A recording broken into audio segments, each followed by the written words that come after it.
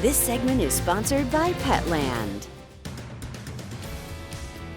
Welcome back. I am joined by Ron from Petland. Ron, summer is upon us. Time to enjoy the sun and all the good things out there. How do you enjoy it with your fur babies?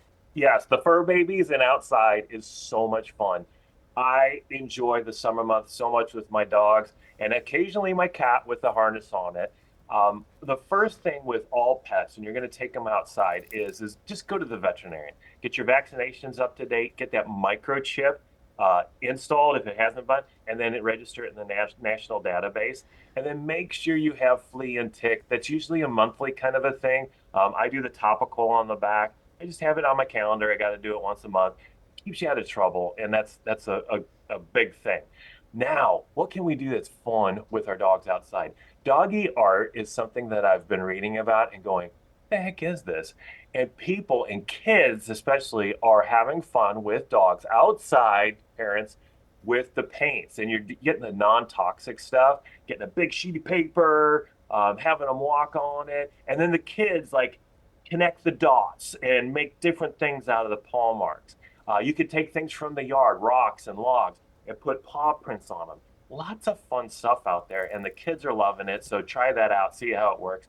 I would have a pool handy, one of those little kiddie pools right next to you, so that when you need to do the cleanup, it's pretty easy. Hose them off, rinse them off in the pool, kind of a thing.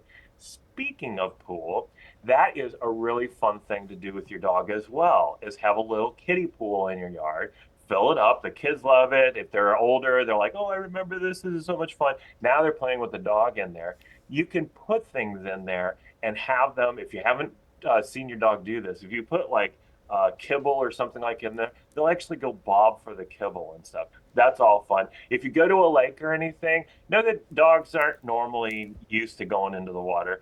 Bring a life jacket if you're at all concerned. If you're for the first time going into the water, make sure you do monitor your dog, because some dogs actually sink, and you don't want to have that dog that does that, obviously. And so maybe make sure you're monitoring your dog just like you would a child. You don't let them go off on their own, kind of a thing.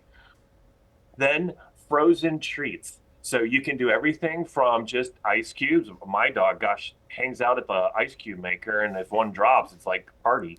But you could start putting things in it. So you can do the chicken broth, no salt, the beef broth, all that kind of stuff, and they're going to love that kind of a thing.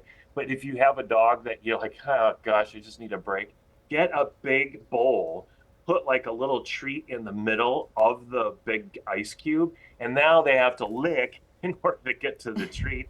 Wow, do they just go crazy, and they'll just have a fun time on your patio doing all that kind of stuff. All sorts of fun things. You go figure it out and have fun with your dog outside. Thank you so much, Ron. We really appreciate it. Now, if you have questions for Ron, give him a call at the number on your screen. That number is 319-535-4206. And as always, this segment is sponsored by Petland.